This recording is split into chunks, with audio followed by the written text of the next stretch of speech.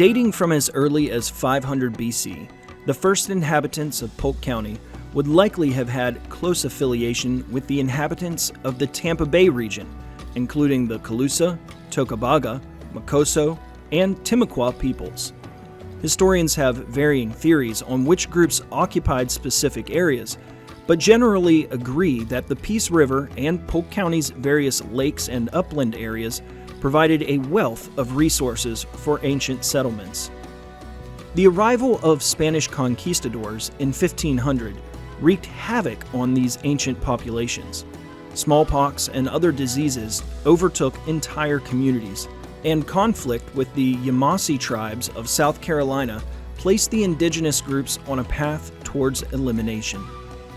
When the Spanish crown transferred the colony of Florida to the British in 1763, the native populations, which had once numbered in the hundreds of thousands, were reduced to nothing.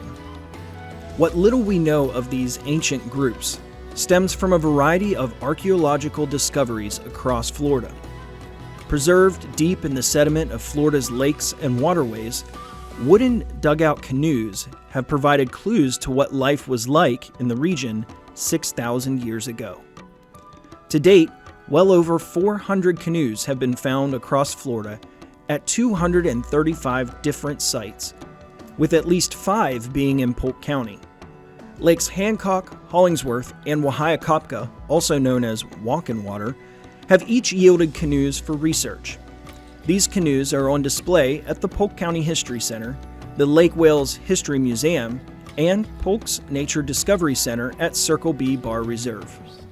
When we get a call about a dugout canoe, the first thing we do is we ask some questions. We want to know where it was found. We want to know how somebody found it, what the condition is currently, and we always tell people to leave it in place.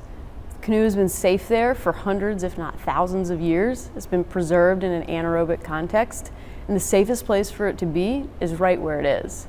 Only if it's threatened, and only if there's very good reason and steps put in place to conserve it, care for it, and then ultimately display it, do we remove it from that original context.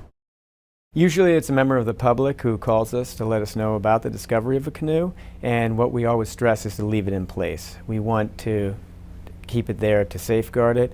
It's been there for hundreds, if not thousands of years, and it's usually the best place for it. When we investigate it, we'll get measurements from it and note its typology, and if we feel like it is needed to be moved for conservation purposes, we'll bring it to the conservation lab here in Tallahassee. Chapter 267 Florida Statute states that artifacts, including dugout canoes, located on state-owned lands or sovereign submerged bottoms, are property of the state of Florida. To be a good steward of these important archaeological finds, and to help researchers obtain important information and protect these remains, please do not remove them. If you find or come across a dugout canoe, you should contact either of the following: the Polk County History Center, the Florida Museum of Natural History, or the Florida State Bureau of Archaeological Research.